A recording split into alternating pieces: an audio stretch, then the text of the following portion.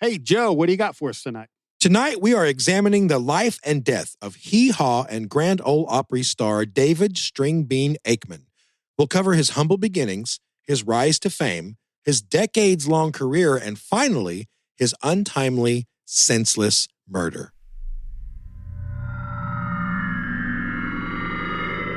Quiet your mind.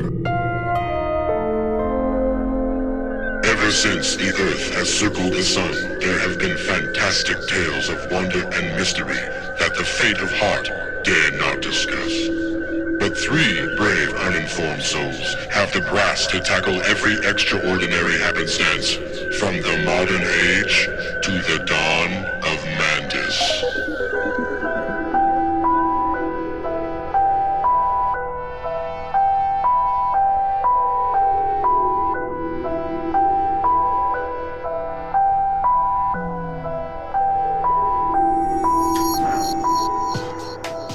Welcome to Dawn of Mantis, true crime, mysteries, and more. Joe, you got a good one for us. I forgot this guy existed until you read that intro. I got a good one first tonight. We're going to go down south. Kentucky Fried Chicken. Ring, ring, ring, ring, ring. I just remember, what was the bit on Hee-Haw that, you know, where they popped up behind the hay bales and they told the little dad jokes real fast? Well, no, that you're thinking of the cornfields. Yeah, the cornfield. Yeah. That's right. That's right. And it's always the grandpa. What's for supper, Grandpa? Oh, actually, no. No, they It would was- just pop up and it was tell a different joke and cast pop down. members. And then right. pop up and tell a joke and pop down. Yeah. Roy Clark, yeah. Then why do people act like dad jokes are so new? Because those were basically just dad jokes. You know what my favorite section of the Hee-Haw was What's that? when they would sing it. I found another and thought, or what? Oh, Wait. yeah. I searched the world World over over and I thought I found true love. You met another and you were gone. I remember that and Golden Girls were like protest shows. I didn't like them at first. I was like, these shows are so dumb. I have to watch it. You know, it's only TV in the house when you go to grandparents. But, you know, you sit there and you give it a chance. You're like, wait, That it's good. show cannot be made today. No. It is risque. It is risque, especially Blanche. Yeah. Yeah. Even Sophia. Yeah. Hell, even Friends couldn't be made today in this woke PC culture bullshit. Really, because they make jokes about Monica being fat when she was younger and like just nothing could be made. Nothing. That's how I hope Mel Brooks can somehow navigate the weird waters of the culture we're in today. He's how old is he? 99. He doesn't have to worry about being canceled. Oh, that's no, true. that's true. Maybe you don't give a shit. It's kind of like how the Fukushima reactor that was having a meltdown, they ended up getting, well, actually, I think these guys volunteered, these retired nuclear workers volunteered to go in to clean up the mess. Really? Because they were like in their 80s and 90s. Oh, so who gives a shit? It's like, well, you'll get cancer in 20 years. Like, no, I won't. No, I won't. I bet So- you I won't. Maybe that's what he's thinking. He's like, okay, well, cancel Yeah. me if you want. Yeah, and we're talking about Spaceballs too, by the way. Just yeah. to throw, Oh, yeah. yeah. Yeah, I thought I might have thrown But that I mean, in. it's very similar to that. He's probably like, who cares? You Yeah. know? Cancel me. I'm going to be dead in 9 months. You know what? I feel like we're kind of on our way out with that because, We I mean, Kill Tony goes strong. And if you watch 5 minutes of that, Oh, yeah. We're on our way out. Thank Christ. Yeah. Hopefully it makes its way to Hollywood. Hollywood's still super woke. Hopefully it turns soon, but it I'm hasn't still yet. blaming it on money. I'm still blaming it on corporate sponsors backing out. That's where I think all that started. People afraid to lose a little bit of money. So they're like, oh, we're not going to let that person, we're going to fire that person. The weird thing about that is, though, like a lot of those companies that went woke, like lost billions of dollars. Look at Bud Light. They lost billions. And I'm like, why? But I feel like fear lost them money. Yeah. So on that note, Let's start the episode. let's talk about Stringbean. Let's do it. All right. So David Stringbean Akeman was born on January 17th, 1915 in the tiny town of Annville, Kentucky. That's Annville, not Anvil, right? Okay. At the time, Annville just had 500 residents. Today, over 100 years later, it has swollen to the thriving metropolis of 1,200 residents. Wow. That's not a very high percentage increase. Sounds cool, though. Yeah. Might be a cool place to hang out. You know what? God dang it. Some places it's okay to just stay small. It is. Every freaking town wants to grow. Let's grow. Increase infrastructure. Build more roads. Build more houses. Get more subdivisions. No. Just be a cool little town forever. What's wrong with that? Yeah. I'm sorry. All right. David had 4 siblings and was born into a musical family. His father, James, was a banjo picker and often played at local fairs, festivals, and dances.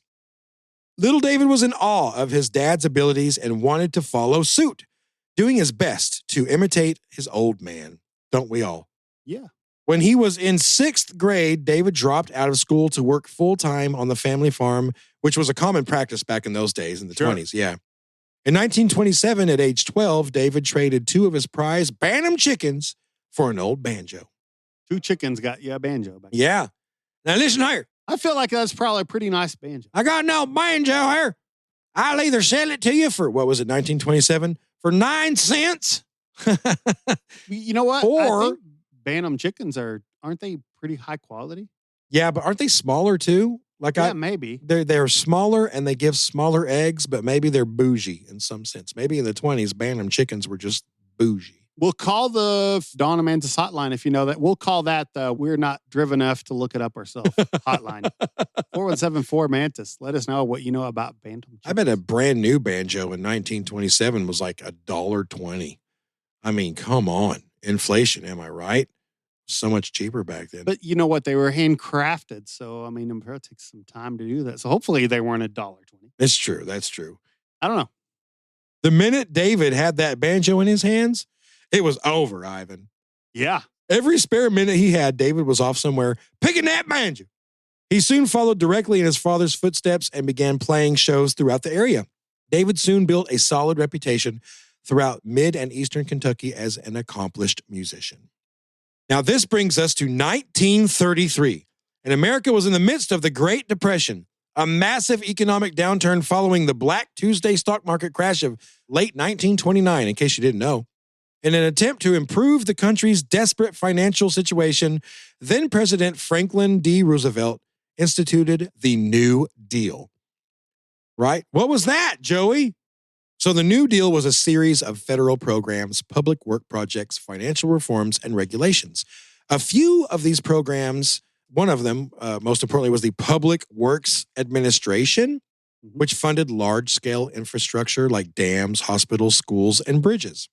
There was the Social Security Act, which established retirement pensions, unemployment insurance, and aid for the disabled and poor families.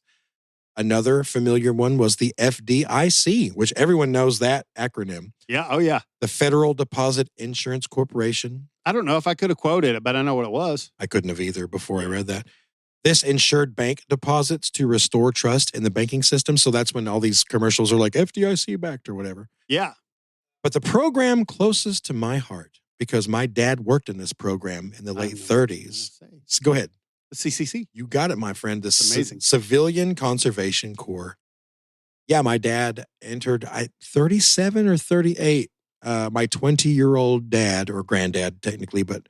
You've been to Devil's Den and you've seen the big plaque. Is your dad's name on that plaque? From what I understand, when he was in the CCC, he was in Colorado. Okay, I was going to say, I mean, the chances of him being on that would be pretty rare, but I was thinking since he was around here, maybe he had worked on that. I think that's really cool that when you go there, they've got a statue of one of the workers and a plaque with names of people that worked in. And what's neat about that is when I go to parks and, camping and things like that, it's crazy how many of those same bridges and walls and dams and all this stuff we're still utilizing. Still. They're everywhere. You just could think, man, I look at some of those rocks they moved.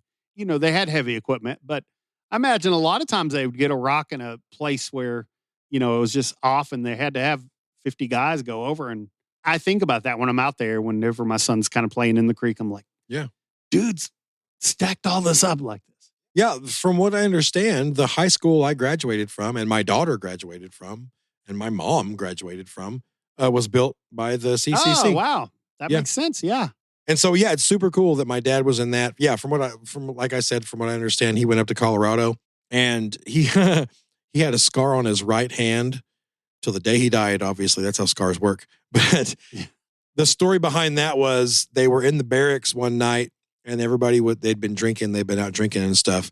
And some dude had pissed my dad off. And by the way, at the time, before he got older and shrank a little bit, my dad was like 6'3", 6. He was a big old dude like you and redheaded too. And some guy pissed him off, and he took a swing at him, and the guy ducked, and instead of punching this guy's face, which was the plan, my dad's fist hit this fire extinguisher that was bolted to the wall and just split his fist wide open. Whoa. Because he had full power. Yeah. He was trying to freaking take this guy's head off. And yeah, man, like even as an old man in his 80s, he had this scar between his knuckles. So it wasn't from work on all the stuff he did. No, he was just trying to kill the guy. I wonder if you could probably, that's awesome. It is awesome. It's a cool story, man. Murder's awesome. No. It was attempted murder and it failed. No. Well, I mean, there's no telling what the guy did. I wonder if you could do some research and figure out some of those places that your dad worked on and go up and take a visit. That'd be cool. I have a picture of him with his, and I don't know what you called the CCC groups. Was it platoons? Was it like a military theme thing? I don't know. I kind of think it might have been. I don't know. That's a good question. But there's a picture of my dad in a large group with other dudes. Oh my God, if I was ever half as cool as my dad back then, I would be so happy. But there's like an old truck, an old 1930s, like, diesel truck in the background. They're all standing in front of it. My dad was the tallest one of the group, obviously, so it's easy to pick him out. He's got a cigarette between his fingers, and he's just so freaking cool, man. Yeah. But yeah, we might post that on the socials if I can. Find it, post it on there. That's a cool story. But yeah, that's the part of this that I most am familiar with and fond of. So this CCC, it was a massive work program that eventually employed millions of American workers. The program mainly focused on rural and public lands and reforestation, park construction, road building, and soil conservation. Back in Kentucky, David Akeman, like my dad, saw the CCC as his way out of poverty. In early 1934, at age 19, David joined the CCC. Though the program only allowed an enlistment of 6 months at a time, you could re-enlist up to 4 times or 2 years. And it appears that that's what David did. He went the whole time. Meanwhile, he was still playing banjo wherever he could find a paying gig. In 1935, he entered a talent contest in McKee, Kentucky, judged by Asa Martin.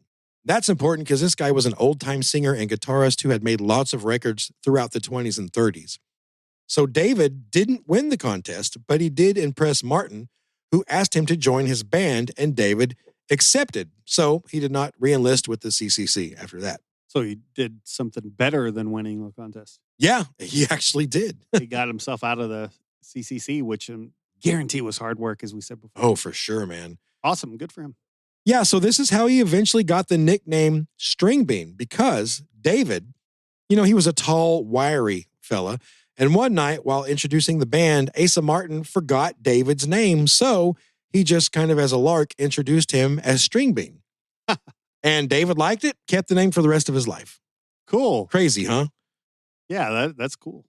Over the next few years, Stringbean played with several bands, such as the Bar X Boys, Cy Rogers and his Lonesome Pine Fiddlers, and also Charlie Monroe, and finally with the legendary Bill Monroe band, the Bluegrass Boys.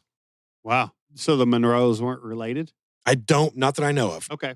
When you said Monroe, I was like, oh yeah, there's another Monroe. And then you said the name. It was Bill. Oh yeah, that's it. And Bill Monroe, speaking of my dad, Bill Monroe was like his idol. Like you said he liked them and Bob Wills. Oh, Bob Wills and the Texas Playboys, which I actually got to befriend and take guitar lessons from Hiram Griffiths, who played with Bob Will. That's amazing. Yeah. Anyway, that's another story. Although Stringbean was strictly a musician in those early years, fate was about to change that. During a performance one night, the feature performer failed to show, and Stringbean stepped in as a last-minute replacement. Along with playing his banjo, he also sang and improvised a few comedy routines as well. Cool. Yeah. Just an entertainer all through and through. And he didn't even know it, really. He just kind of pulled it out, Yeah. So it turns out the crowd loved it. And from that point on, Stringbean was what you'd call a triple threat and remained out front to perform music, sing, and do comedy. By the way, I just looked him up on Spotify, and he does have a Spotify, and he's got 29,000 monthly listeners. So that's pretty cool that some 30,000 people are jamming out at some Stringbean. Yeah, he released several albums. Yeah. So yeah, Stringbean soon became a fan favorite and was even featured on WLAP AM in Lexington, Kentucky. But Stringbean had hobbies outside of show business as well, okay? So I had no idea about any of this until I did this research. But he was also a semi-pro baseball player. Whoa. This is going to blow your mind because I don't think you guys knew this either. A little something that most folks don't know. Apparently, a ton of these old bluegrass guys, including Bill Monroe, were obsessed with baseball and played semi-pro. Seems like Ken Burns Country Music talked about that some. Did he? Did you know? Sam, I had no idea. I mean, I didn't know, but it makes sense. Yeah, it really does. It's like America's pastime. Yeah. And bluegrass. Well, this is how Stringbean and Bill Monroe met in 1943, which led to him playing full-time in Monroe's band, the Bluegrass Boys. Okay. Stringbean is featured on many of Monroe's recordings like Goodbye Old Pal, Come Back to Me in My Dreams, Kentucky Waltz, and True Life Blues. So any of those Bill Monroe tunes, that's Stringbean, doing the banjo on those. Cool. In 1945, Stringbean was replaced by Earl Scruggs from Flats and Scruggs. Wow. Yeah. Whom you may have heard of. I'm not sure whether Stringbean left on his own or was asked to leave. Didn't find that. But at any rate, 1945 was a big year for him because that same year he also married his girlfriend, Estelle Stanfill, and he also formed a musical comedy duo with a guy named Willie Egbert Westbrook, who played a character named Cousin Wilbur. So the entire country music entertainment landscape back then sounds like it was just one gigantic Branson.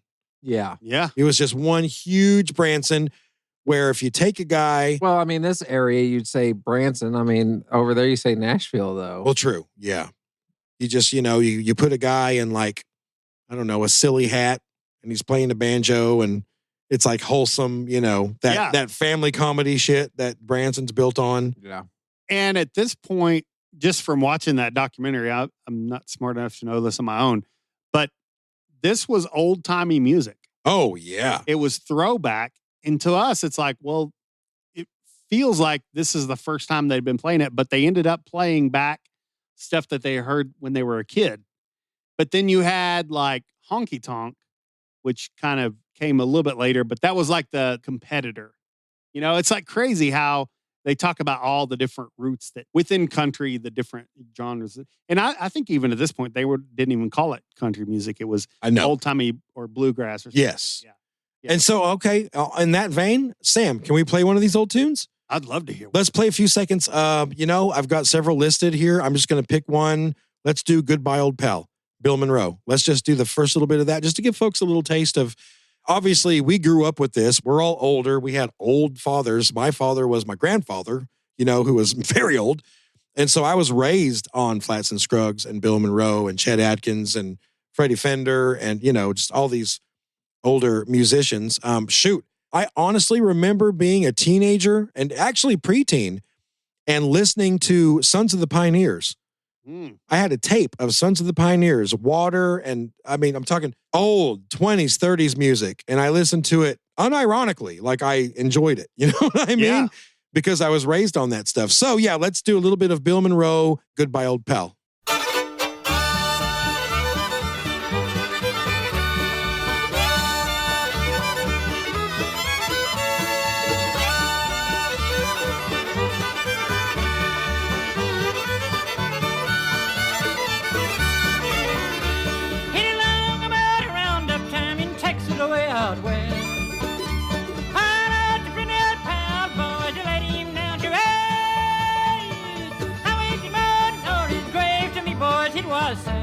But I knew down beneath that mountain lay the best pal I ever had.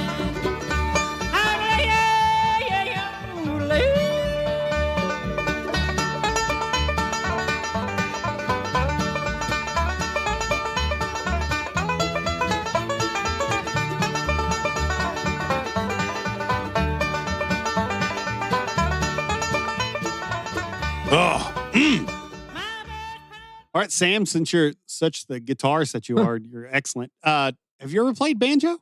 I picked around on them. Okay.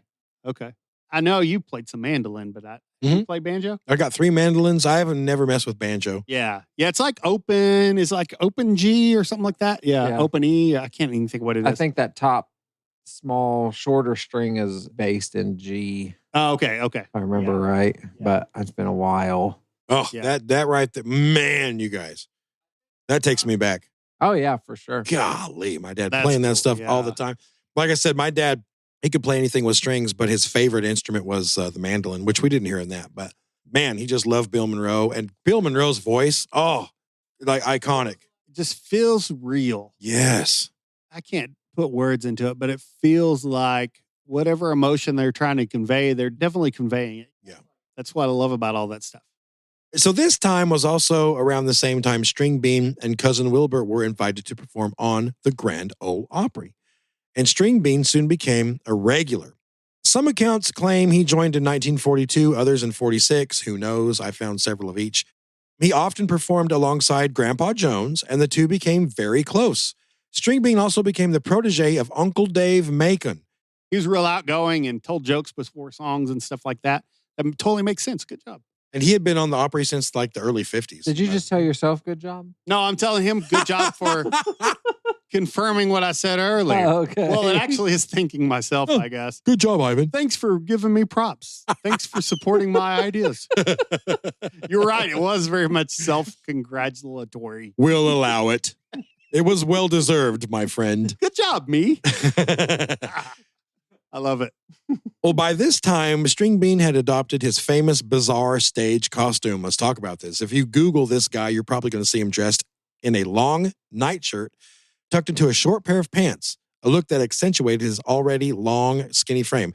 So he would wear it was like the pants were up to his knees. They were hemmed really short. It was a comedy thing, right? You would have like street cred today, though.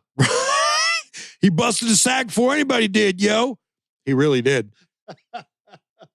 But the look, it wasn't even totally unique to him. It had been inspired by a comedian named Slim Miller. Stringbean loved this guy, so he was kind of patterned it after him. That's amazing. Well, yeah, there it is. We'll put a picture of him up. Don't you just hear like Gangster's Paradise playing in the background? No, not really. On banjo. Someone should redo Gangster's Paradise on banjo. Probably been done. Yeah, there was a phase where banjo or bluegrass bands were doing like crazy. Well, I mean, the Cleverleys have that's probably true. done it. Yeah. The strange getup complemented his comedy style perfectly, and Stringbean became a staple in the Grand Ole Opry lineup. Now, let's talk a little bit about Stringbean's eccentric personality. Let's do that. He was definitely different. Despite being in his 30s by this time in our story, he had not yet learned to drive, and he never did learn to drive. At least anything other than his tractor. He had to still drive him anytime he needed to go anywhere. He never drove. Also, he used apple vinegar to shave with. He used rubbing alcohol as deodorant. I don't know if that works. Well, it seems like it would because it kills bacteria, and that's what causes body odor. But, I mean, it's got to sting. Right? Right? Yeah. Come on, man. He never once had health insurance. When asked why not, he would always just reply, "It's just me and the five," which that was his nickname for his banjo, the five. Okay. He also did not trust banks and stashed his money in various places, like buried in the backyard or in the walls of his house or in the chimney. He even had secret pockets sewn into his clothes and would often carry large sums of money on his person. I'm talking like several $1,000s. There was a lot of Depression era people that did similar things like that. Yes, they did. Yeah. A lot of people who had literally nothing, and when they came into money, they obviously did, because of the fall of the stock market and all that, they did not trust government institutions, and they would keep their money hidden. Shout out to Robin. She's the only other human that's mentioned this to me. She's a huge nerd like me. UL, Underwriters Laboratory. The little UL logo you see on everything, that's because they test like toasters and everything to keep houses from burning down. No basically. way. So the rate at which houses were burned down like totally plummeted whenever UL started. You had to have that certification to sell your electronic thing. That's cool. But which brings me to this thought. A bunch of Depression era people probably lost a lot of money because it was a huge, I mean, you think about house fires. Yeah. It was way more common than it is now. Yeah. So, I mean, that's kind of sad their money was burned up. And if you would have trusted the banks, now I'm not saying they should have, maybe they shouldn't have, but at least that keeps that from happening. Because it doesn't physically exist. It exists on a ledger. There's so many old stories of people like, inheriting grandma and grandpa's house or whatever and finding a jar of, 10 grand buried somewhere in the backyard. So a friend that I had that was a meat department manager when I was a teenager said that they were cleaning out his grandmother's house and they just thought it was just a bunch of junk, really. because she was kind of a hoarder. So they were just throwing away. Like if they found a box of crackers, we'll just throw that away. And they got about halfway done before they started to really look into things, and they found money everywhere. Oh. So he said they had already thrown away probably most, the dumpster was already gone. Oh. Yeah. Drive to the landfill. They found like hundreds and hundreds of dollars just stashed here and there. I think he said there's like thousands of bucks. Oh, my God. Once they was all said and done. So, Thanks, Grandma. yeah, she was a person of her era. Mm-hmm. I don't understand, but I do, right? Yeah. Like why they felt that way. Yeah, the Depression era thing, man. Of course they did. Sure. Yeah, it was well known that Stringbean would often stash large wads of cash. He would flash them too, which is kind of weird. It kind of goes against, he lived real frugally and stuff, and he never was flashy, but for whatever reason, he would just like flash these large wads of, I'm talking 10, 15 grand back then. Yeah. Which is worth $100 bajillion today. Yeah, yeah. But despite all that money, Stringbean and Estelle, they lived incredibly modestly. In 1955, they, along with Grandpa Jones, they went in together and they bought a 100-acre farm at 2308 Baker Road, 5 miles north of Goodlettsville, Tennessee. Okay. Which was just like 30 minutes north of Nashville. Close enough that they could run down and be in the Opry and whatever. Probably part of Nashville now. Yeah, for sure now. Well, Grandpa Jones, whose real name was Lewis, was Stringbean's closest friend. I don't want to know his real name. Oh, I'm sorry. I ruined it. No. It was Jones. His last name was Jones, though. Oh, okay. It was like Lewis Marshall Jones. Okay, Yeah. okay. Aside from performing together, they spent countless hours hunting and fishing on the farm. Stringbean also taught Jones how to hunt for ginseng, a medical herb known for its fleshy root and long history in traditional medicine. I'd like to also add that I've sometimes been known for my fleshy root. Is that in your notes? No, I just... Oh, yeah. I thought you were going to say, I have been known to take ginseng. That's what I thought he was going to say, too. But instead, it's a fleshy root. I've never been known for my fleshy root. I'd like to correct that right now. There was a small cabin on the property, as well as a larger white house. I'm trying to move past it. That's exactly where I went, Ivan. Yeah, I just I thought know. it was going to be, I have been known to take a little ginseng. Yeah, because I was going to say, I've taken some ginkgo biloba. How boring would that be? No, I'm known for my fleshy root, yo. I'm not known to take ginseng. What kind of lame-ass dude would I be to say that? No, I'm known for my fleshy root. I think ginseng, they said, was actually one of the better, like, proven herbal remedies. I think it is. I could be wrong, though. I was just trying to get away from that fleshy root. Yeah, let's stop. I don't want to say fleshy root again. Oh, don't. Okay, I just did, though. Stringbean and Estelle insisted that they take the little cabin. Since it was just the two of them, they never had kids, see? The two of them never had kids. Okay, Shay. And they were... and Hey, Muggsy. I will, had the cabin, Shay. I will now read the rest of this podcast as Bugsy Siegel. It's funny. A lot of times Sam and I are like, we think of the same crap. Thinking of shit I'm not thinking of, huh? Well, Is that what you're doing over there? Thinking of stuff I'm not thinking of? But you're too busy reading. All right. You're the one doing it. Yeah. Sorry. You can't react to your own stuff. So Stringbean and Estelle didn't have kids. So they were like, we'll take the little cabin. Grandpa Jones and his wife, they had 2 or 3 kids. So they said, you take the big house. That's how nice these folks were. Sure. Stringbean and Estelle would remain in that little cabin for the next 18 years until they were murdered there. Bum, bum, bum. Uh-huh. The only indulgence the couple ever had, really, was Stringbean made sure his wife had the newest and nicest Cadillac Eldorado every year. You know what's funny? I kind of forgot that was part of this, and I was just like, we're just learning about I this know. guy. That's what I thought, too. I was just like, oh, wait, yeah, he was murdered. Then we're a true crime podcast. There we go. Everyone on our show gets murdered. And it only takes Joe one episode to get back to the killing. I know, right? I'm sorry. No, our listeners are waiting for it. If we went too much on HOA crap and just like Tales Without Death, Yeah. we'd be disowned. Did you enjoy that They'd fun be stuff? calling 4174 Mantis to tell us how crappy we were. Where's our Moida? Yeah. Coming right up. Please. Just wait a few more minutes. Yeah, every year, the newest Eldorado that would come out, they would trade in the old one and get a brand new. That's the only thing that they really was, they were like fancy. They had a fancy car. Yeah. Yeah.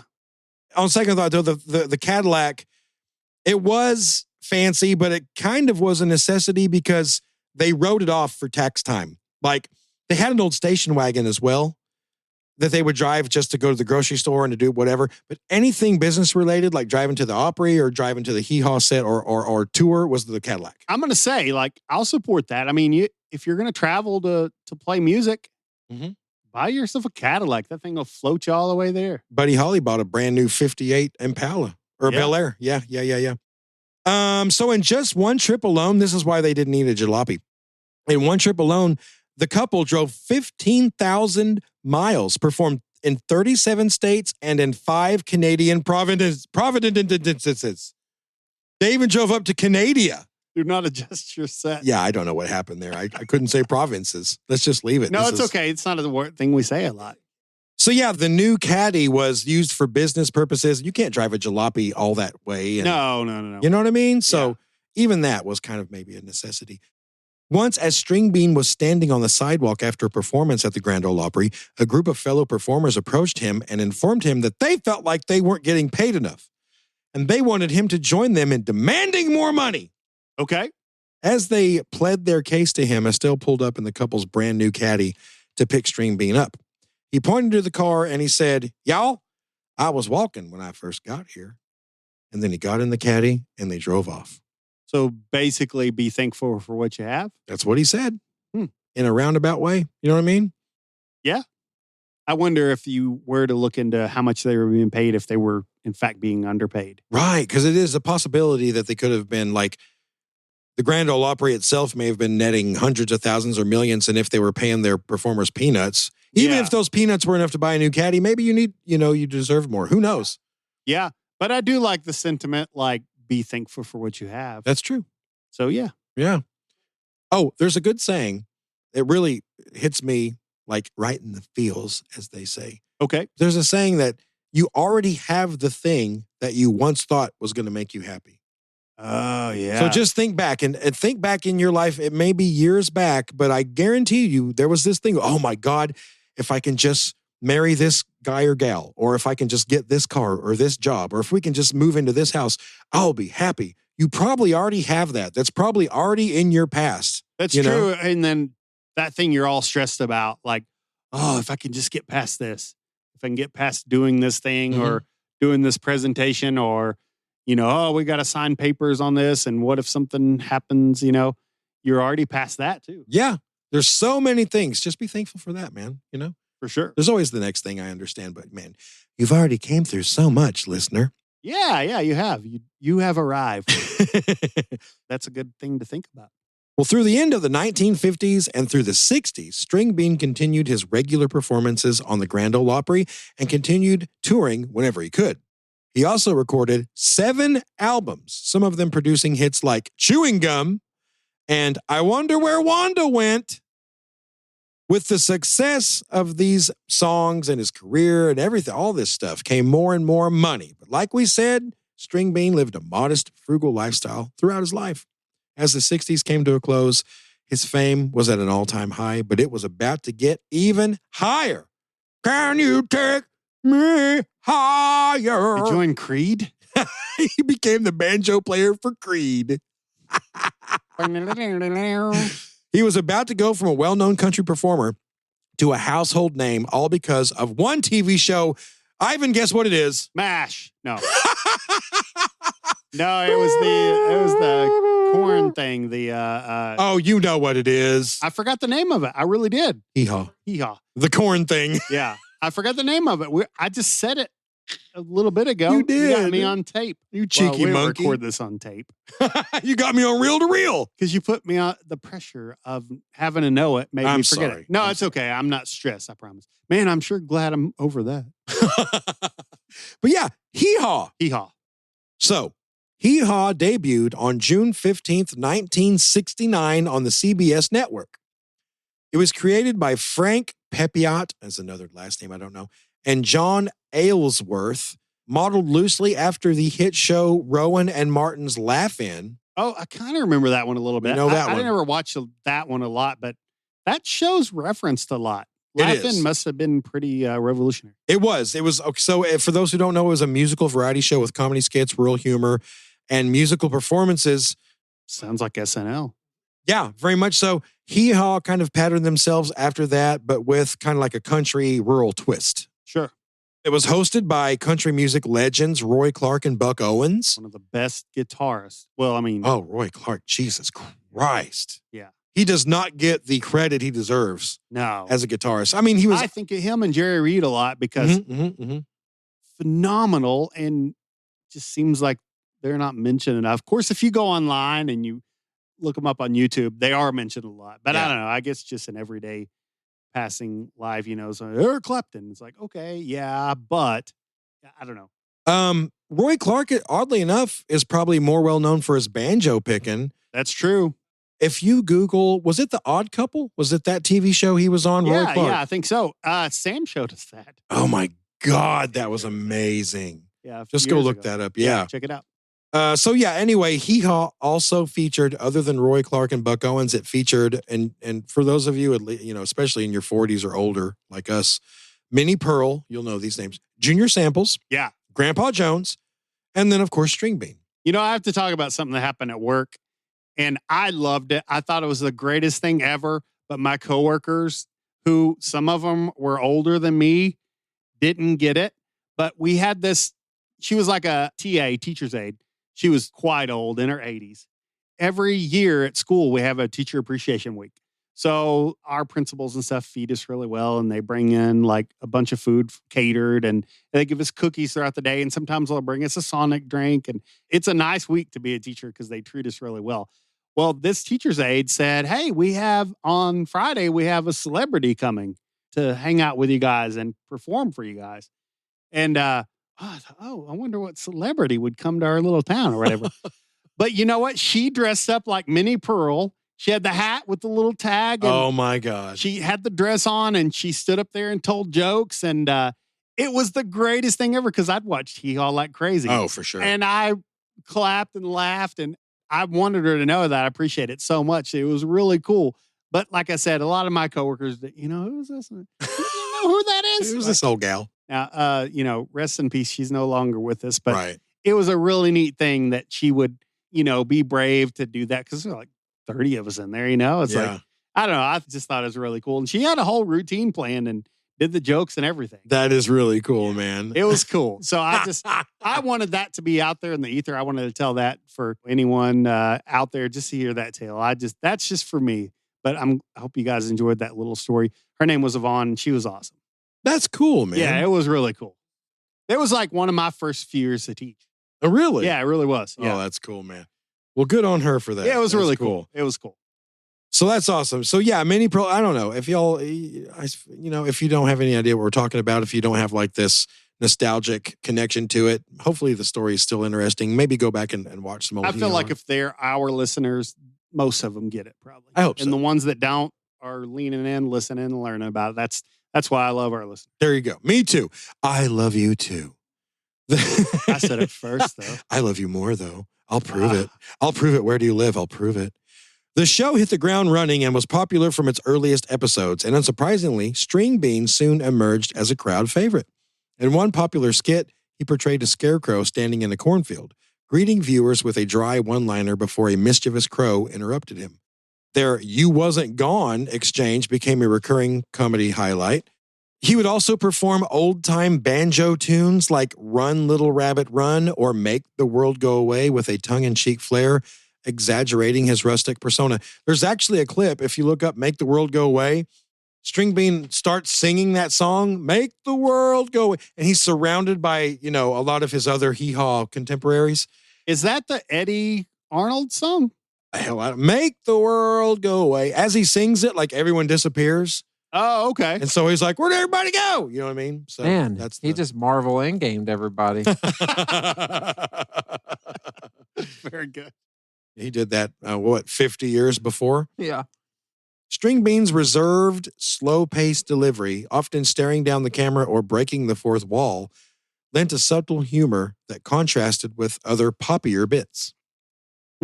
You know what, Sam? Dadgummit, could we hear like Run Little Rabbit Run? Could we hear just like a little piece of that?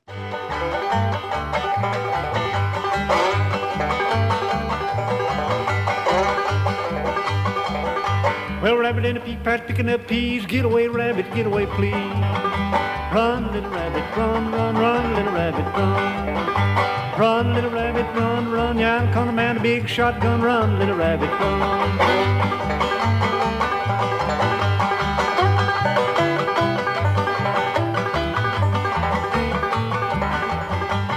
Yeah, that's the reason why I asked the banjo question. I've never played one, but it just seems so busy. It seems so hard. Yeah. Yeah, and don't you have the little finger picks on every finger, or at least 2 or 3 of your fingers? And a thumb. And your thumb. And your thumb! Yeah. God. Yeah. And then you got to be singing, looked over Ivan, looked over Sam, looked at me, down, don't give a damn, ding, ding, ding, ding, ding, ding, ding, ding, ding, ding. Yeah. Looked at each other, don't have a touch, think they enjoy my drink too much. Ding, ding, ding, ding, ding, ding, ding, ding, ding, ding. But anyway. Spit out your backer at the end of that. After just 2 seasons, CBS, I bet y'all didn't know this, they decided to cut Hee-Haw.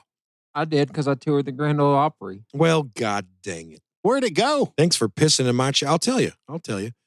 In what became known as the Rural Purge, the network canceled many beloved wholesome shows like, and you guys are just going to shit your BVDs when you hear this, why would you cut these beautiful old, wholesome, old-timey shows? I got to hear them first before I'm mad. Okay, Green Acres. Oh, fantastic. The Beverly Hillbillies. Fantastic again. The Red Skelton Show. I didn't watch it very much, It was but great. it was great. His It was pantomime was the best. great. My grandpa showed me that. He would just laugh till he cried at that dude. I'm not done. Oh, I know you're not. Get the beeper out for this, Sam. Motherfucking Lassie? They canceled Lassie? Wow, I haven't had to use the beeper in a while because all the Jim Jones stuff, we just let it flow. Well, yeah. You know. And then they canceled Hee-Haw as well. Wow. Yeah. Advertisers wanted young, urban, and more affluent audiences. Ooh, blah, blah, blah. You have examples of shows that replace those? Yeah, and they're actually kind of rad. Okay. That's what's sad. They're freaking awesome. Oh, what are they? The Mary Tyler Moore Show. Pretty good show. All in the Family. Great show. But as we all know, that wasn't the end of Hee-Haw, was it? No. No. Like, what's the right answer? From CBS, the show moved into syndication and independently continued to produce new episodes for over 20 years until it was on the National Network. It was. But I mean, that would have to be before that, though. I don't know. Their last season of new content was 1992. Okay. Stringbean remained a favorite throughout his remaining time on the show and continued performing on the Grand Ole Opry as well. And this, y'all, brings us to the day, Saturday, November 10th, 1973, okay? The last day of Stringbean's life. That makes sense why whenever we were talking about him in the early episode, like I didn't really remember much, but I watched with my grandparents in the 80s. Yeah. Hee-Haw. Me too. So these 70s episodes, unless I saw it on YouTube later, I didn't see it at all. So that totally makes sense. Solved the mystery. Yep. That's what we're all about. That's Thank what you. we do here is we solve mysteries and we thank ourselves. As usual, Stringbean performed that night at the Grand Ole Opry and afterwards met Kurt Gibson backstage to rehearse a song called Lord, I'm Coming Home. It was the last song Stringbean ever sang. Wow. That's the last one. How crazy is that? And the words to that song, believe it or not, are later tonight, I'm going to get murdered. No, not really. That was dark. You had me on later tonight. Yeah. I thought it was a later tonight. I'm going home. That's what I thought you were going to say. That but was not, I'm sorry. What are the lyrics to that song? I think it's like just, Lord, I'm coming home. Lord, I'm a coming home. Also, I apologize about that joke about Stringbean. He didn't. That's not the words. I feel bad. He was a real guy. He was a real guy that died, and I'm sorry about that. At 10:40 p.m., Stringbean and Estelle hopped in their brand new Cadillac, and they made the half-hour drive north home. Now, an interesting thing I'd like to point out here is that the Opry aired live on the 6:50 a.m. WSM radio station. It was still in progress as the Akemans made their way home that night. They jetted out after his piece, and they were listening to the same damn show on their way home. Go ahead, Sam. It's still live. Yeah. Broadcast live. No, you're right. And as it was then, as it is today, as it was then. I don't know. I think that's a saying. So it was customary for the couple to listen to the show as they drove home. Judging by the time it took to get home, now I didn't figure this out. Other people did on a YouTube video that I watched, but I think it's accurate. Judging by the time it took the couple to get home and the Opry's schedule that night, they almost certainly heard Bobby Bear singing Detroit City, not to be confused with Detroit Rock City from Kiss. I love that song. Detroit City. You want to play it? Well, I Okay, know, never but mind. I don't have to. But it's always been one of my favorite country songs. After that, Sam McGee sang Worry, Worry Blues. And finally, my old favorite, Marty Robbins, singing a song called I Walk Alone. Oh, wow. Yep. And that's not to be confused with Green Day. I walk alone, I walk alone. As the caddy's headlights passed across the couple's modest cabin, something looked amiss. As Estelle waited in the driver's seat, Stringbean opened the caddy's trunk and grabbed his banjo case and a .22 caliber pistol out of his costume bag because he knew something was up, man. He knew something was up. He's like, something don't look right. Here's what he told Estelle. Okay. I imagine. He grabbed the .22 out of his costume bag and he walked to the front door of the cabin. He opened the door, looks inside. He sees the cabin has been ransacked. And as he takes in the scene, two armed men, one wearing a stocking over his head and the other wearing a Halloween mask, approached him. Stringbean opened fire. He's like, this shit was a... Oh, wow. He just starts shooting, okay? Opens fire with his .22, but was quickly hit. Someone returns fire, one of these two dudes, and they return fire. He raises it. The bullet goes through his left hand, into his chest, through his heart, and exited his shoulder. He fell dead by the fireplace. Bingo, bango, like that quick. He drops dead. I wonder if it would have been the same outcome if he wouldn't have shot. That's a question that comes up later. Oh. Very good. Very good foreshadowing. We're going to get into, obviously, who the two men were. Many believe it was their intentions that night just to pull off a robbery and get out of there. Murder was not on the menu that night until they were being fired upon and felt like they had to fire back. Not that it takes anything away from their responsibility, but you know what I mean? Sure. No, we were robbing the place, but we were just defending ourselves. Yeah. Yeah. Self-defense. Stand someone else's ground law. It weren't even your ground. It was his ground, but you was a standing it. In the moment, it is my ground. I was stealing from it. Estelle, who had heard the commotion from outside, enters the doorway about this time and screamed when she saw her dead husband on the floor. She then turned and began running through the yard towards the road. As she did, she was shot twice and fell to the ground. Now, that defense falls. Yes. Yes. This is where it gets really... We felt threatened. She was running away. So she gets shot in the back twice. It may have been leg, and then shoulder. I don't know. She falls down, and then the gunman catches up with her. Now, this was according to the gunman himself. We'll find out later. She pled for her life for a few moments before she was shot execution style. Oh my gosh. Okay. In the back of the head. Yeah. The thieves, who had torn apart the cabin looking for the couple's money stashes but found none, had then waited for them to return for the last few hours. They quickly searched Stringbean and found a couple hundred, Did they know who it was? Like, did they know it was Okay. Oh, for sure. Yeah. They knew Stringbean. They knew the rumors of him carrying large amounts of cash on him.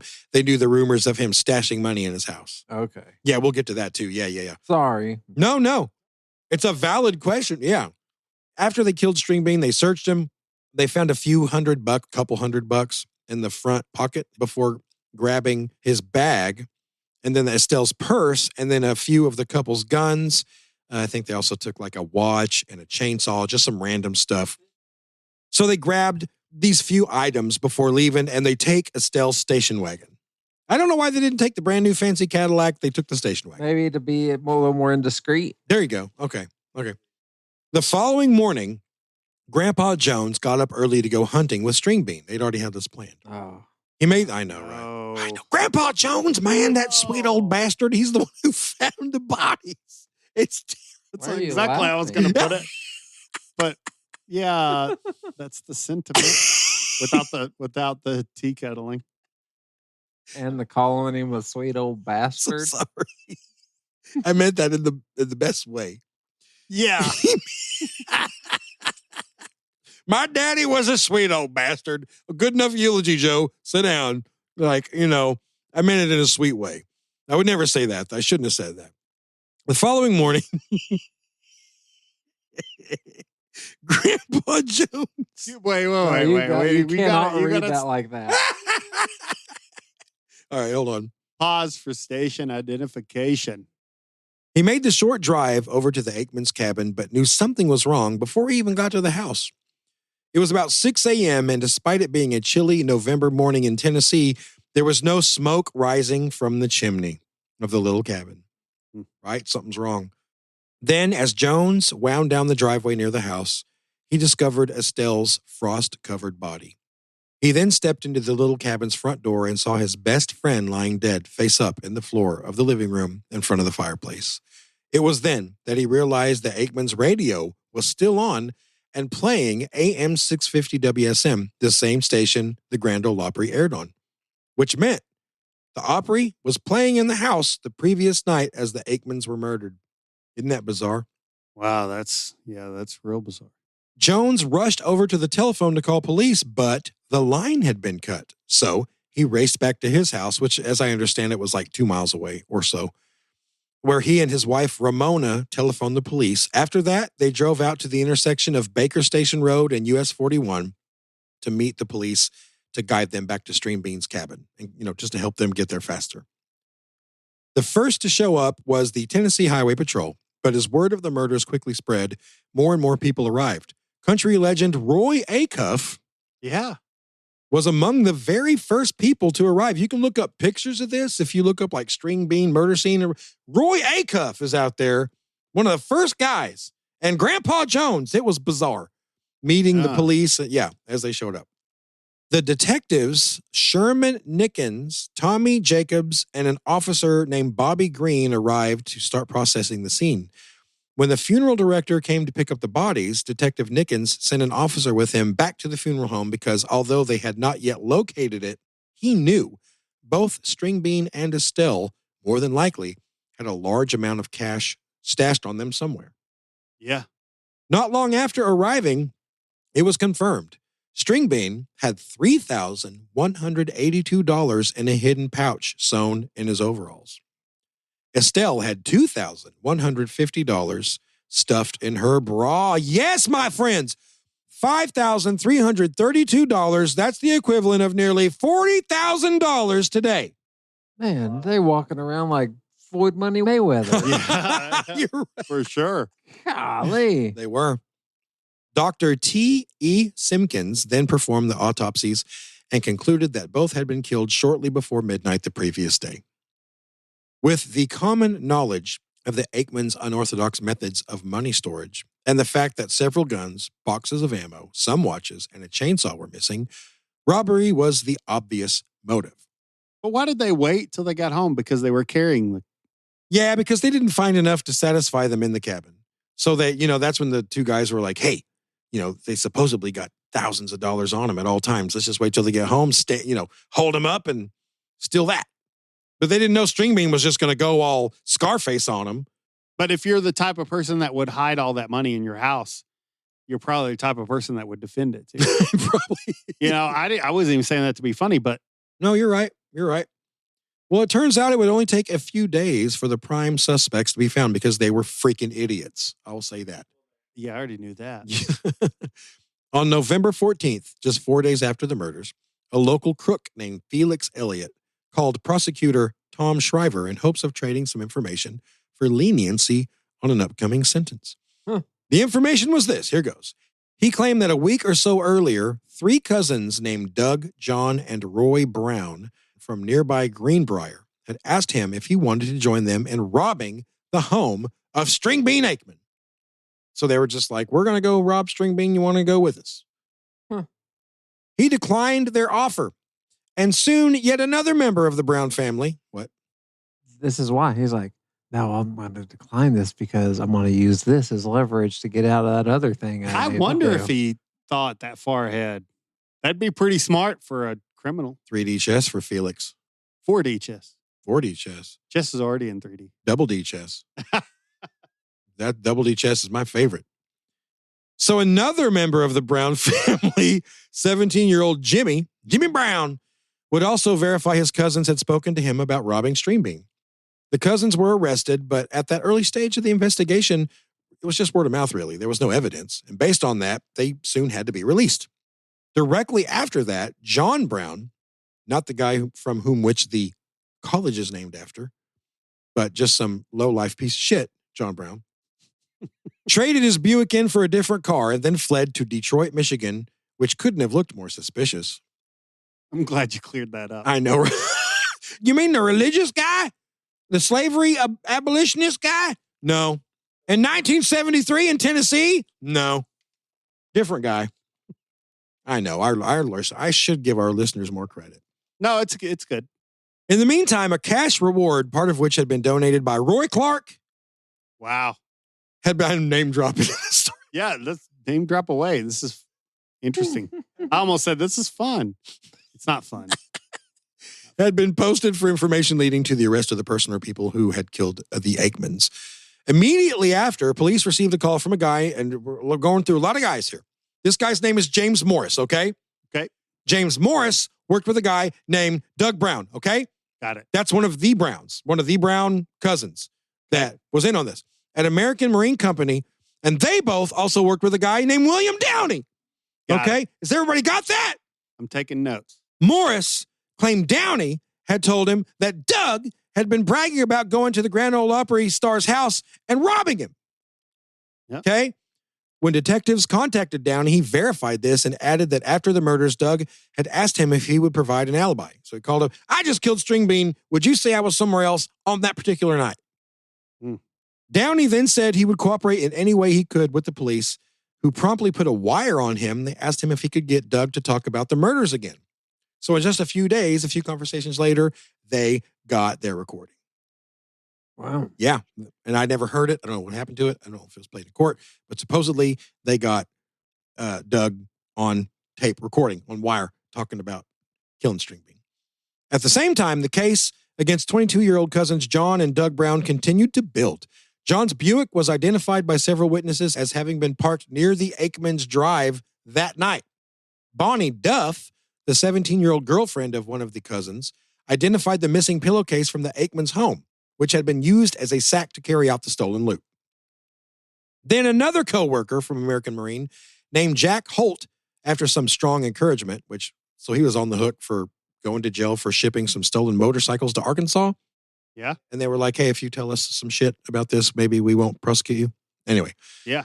After that little threat, he helped lead them to the stolen chainsaw that he had thrown in the lake for the Brown cousins. They found it, pulled it out, looked at the serial numbers, and they confirmed that it did belong to Stringbean. So you stole it to throw it in a lake? Pretty freaking stupid. I guess probably they did that when the heat was on. The heat is on. Oh, you beat me to it. Heat is on. Then another associate of the Browns, a guy named Thomas Birdwell, led police to one of Stringbean's stolen pistols. Okay. Soon after, several of the shotguns and other items stolen that night were also recovered, and warrants were issued for John and Doug Brown for felony murder of Stringbean and Estelle Akeman. You know, if they had all that evidence, I kind of wonder how they had to get the wire. Maybe the wire got the warrant. Maybe so. Yeah, I guess. A warrant was also issued for the arrest of yet another Brown family member, Charles, on suspicion. This was another brother, I think, of one of these guys. On suspicion that he had aided the others in disposing of the weapons and concealing the crime. Or the chainsaw and the like. Yeah. Charles promptly called renowned defense attorney Howard Butler. I don't know why I said it like that. Why? I don't even know. Who immediately struck a sweetheart of a deal for his client. Sound like Howard Butler's secretary. Howard Butler, you got a call on line 2. Janine from Ghostbusters. That's it. That's what I was going to say. That's it. That's it, man. I was just about to say, do they have a ghost problem? That's it. I didn't even know. Ghostbusters. What do you want? Yes. Love Annie Potts. Amazing. So this guy strikes a deal for Charles, cooperation in the investigation and trials in exchange for a free ride. Like no charges. Mhm. The warrant was dropped just after it had been issued for Charles, so he got a sweetheart of a deal. Sure. As for John and Doug, they were arrested and wasted no time in blaming each other for the killings. That's what always happened. However, based on their own accounts to several friends, coworkers, and family members, these guys blabbered to everybody. It's most likely that John was the one who murdered both Stringbean and Estelle, although Doug had initially hatched the idea of robbing them beforehand. It's safe to say that both he and John were basically idiots. Like I said before, there was no planning involved in setting up the robbery, and it seems like the pair had told half the county that they were going to do it. Yeah. The night it went down, the two jumped in John's Buick and started driving around before Doug realized he didn't know where Stringbean lived. Let's go rob Stringbean. Cool. In the car. Now we're driving. Oh, I don't know where he lives. So you're going to say that they had asked somebody where he lived, and that's another piece of evidence, right? No, John knew where he lived. Oh. But still, though, Doug is stupid. He's like, John, hop in my Buick and let's go rob Stringbean. John jumps in, shuts the door, he starts driving, and eventually John's probably like, where you going, mate? You're down Highway 32. Stringbean lives up there on 41 at the intersection of 41 and Burr. You know? Yeah. And Doug's like, oh, God, I just realized I don't know where he lives. Yeah, that's Pretty stupid. So they drove up the Akeman's drive a little bit to see if anyone was home. They didn't see any lights on in the house, just a porch light on. So that's when they turned around. They drive just a little bit over to a side road, park the Buick in a ditch or by a ditch, and they pop the hood to make it look as if, oh, someone had car trouble, so no one would be suspicious. sure. After that, they walked through the field from the Buick to Stringbean's cabin. To give the boys an ounce of credit, it does seem like they only had a quick in and out robbery plan, like I mentioned earlier.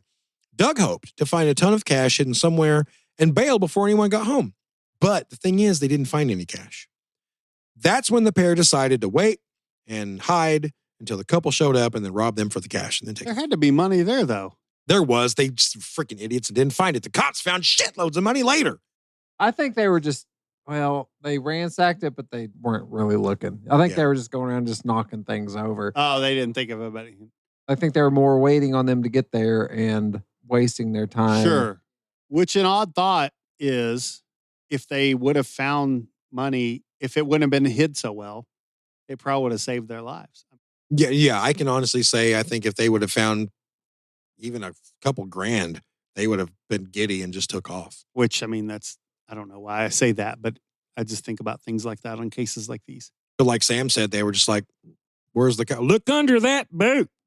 Tip the boot over. There's not 10,000 under here. Well, hell, I guess we'll wait on them. Like they were just idiots. Yeah, totally. As they waited, the Brown boys listened to the Grand Ole Opry on the Akeman's radio. Wow. They sure did. They listened to Stringbean perform on there before they killed him. And they got into the fridge and they helped themselves to the bottles of wine and beer in there. So they were half drunk or fully drunk by the time the Akemans got home, which may be why they botched it so. True. Yeah. A little after 11 p.m., the headlights of Estelle's big caddy flashed across the cabin's windows, and John and Doug grabbed their guns and hid. Stringbean then entered the house and began firing when he saw the two men. We covered that earlier. What we didn't cover was, and we know now because of, Doug and John admitted this, Doug tackled Stringbean and the two wrestled over the .22 pistol in Stringbean's hand. As they did so, John shot Stringbean and killed him. Mm. Shortly after this is when Estelle appeared in the doorway, screamed, took off running, and then John ran after her and shot her as well. So John and Doug Brown's trials occurred at the Davidson County Criminal Court in Nashville in early February of 1974.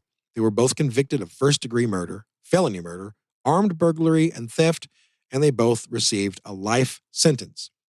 Doug remained in prison for nearly 30 years until his death in 2003. John Brown served 40 years before being paroled in 2014. He quietly moved in with an unnamed family member and got a job at the Cornerstone Church. I don't know if he's still alive or not.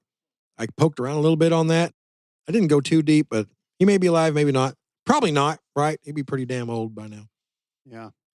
The senseless deaths of Stringbean and Estelle, well, hold on a minute. If he was 22 in 1973, that was 52 Yeah, he'd be 70, in his mid-70s. It's possible, right? Is my math good? Did it just work right there? Probably. Who Seems knows? right. Seems right. Anyway, yeah, so he could still be alive. The senseless deaths of Stringbean and Estelle shook not only Nashville, Hee-Haw, and the Grand Ole Opry, but the entire country music community. Stringbean was more than a gifted musician. He was a cherished friend, a humble man of the soil, and a beacon of good humor. Born in the hills of Kentucky, he carried with him the music of the mountains wherever he went. With his long, lean frame and ever-present banjo, he brought laughter and joy into countless homes through the Grand Ole Opry and Hee-Haw. To see Stringbean on stage was to witness pure delight. Alongside him stood Estelle. His partner in all things, she was known for her gracious spirit, her quiet strength, and her unwavering devotion. Together, they were a testament to the power of companionship. Their love was plain to see, whether they were hosting friends, sharing a meal, or just sitting side by side on the porch as the sun went down.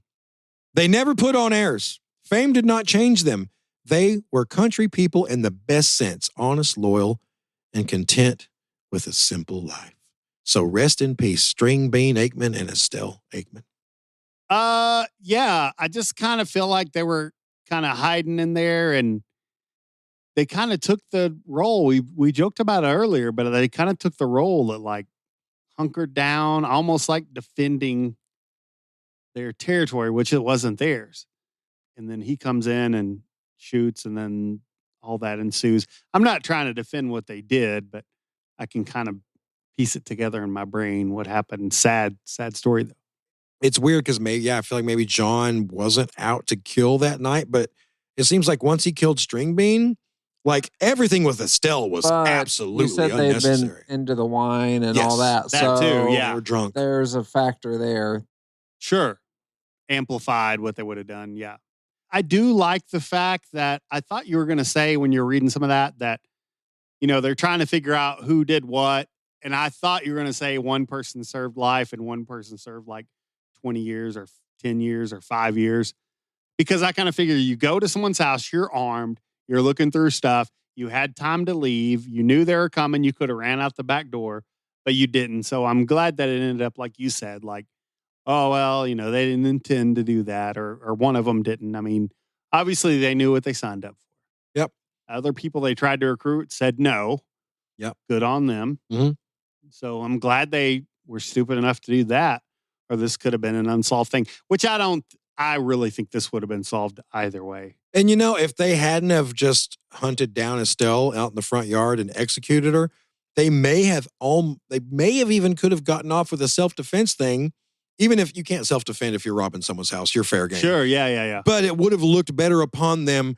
Why'd you shoot Stringbean? Well, he was shooting at me. I just freaked out, shot back. You may have still gotten a heavy sentence, but it wouldn't have been probably as much as it was. There's something in that, yeah. But the fact that you chased down an unarmed woman and shot her in the back, Jesus Lord. All they could probably think in that moment is, she's going to out us for this. Right. So we got to take care of that. I mean, that's another way of them being dumb, because they should have just let her go. For sure. They shouldn't have done any of it. Yeah, man. That's the moral of this story. Don't rob people. Yeah. Right? Am I right? But really, rest in peace, Stringbean. Go check out some of his stuff. I will for sure. Especially the Bill Monroe stuff. Yeah. Really good stuff. And some of his novelty songs like the Wonder Where Wanda Went.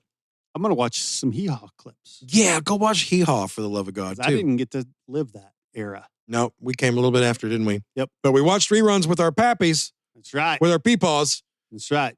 Okay, speaking of our pappies and peepaws, boy, howdy, y'all. And I mean this. I've been silly throughout this whole episode, but I want to tell a really quick story.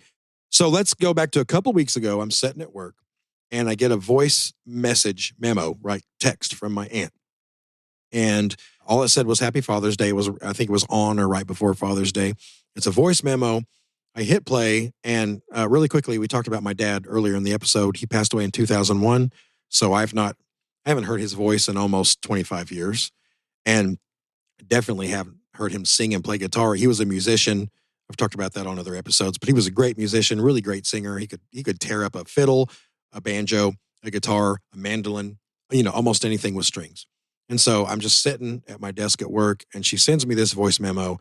I play it, and it is an old recording I don't know how old, but old recording of my dad playing guitar and singing Silver-Haired Daddy of Mine. And so it was a good thing my coworker didn't happen to be at work that day because I'm like ugly sobbing, like I haven't heard my dad's voice in years, let alone I haven't heard him sing. And then it's Father's Day and I'm listening to him sing Silver-Haired Daddy of Mine. Holy, like it was the everything sad all at once, that could have hit at the exact same time. So I'm like snort sobbing and everything. What happened was my aunt had found this cassette like in the back of a closet, this old tape. And then that was it. It was my dad on there. And she just put it in a tape player and stereo and played it and just held her phone up to it. So anyway, it was real poor quality. It was not even good quality on the original cassette, but I sent it to Sam and he did his magic and he got it sounding 1,000% better, sent it back to me. And then I made this doesn't have anything to do with right now, but I made a slideshow of it. Like once I have this song, it's like 2 minutes and 8 seconds. I have a ton of old photos of my dad going all the way back to the 20s. I've got pictures of him as a little kid in the 20s. And so in chronological order, I put all these, I might even put this on the socials just for the hell of it. You should. I shared it on my personal stuff, but maybe, why not? This guy's responsible for everything I am.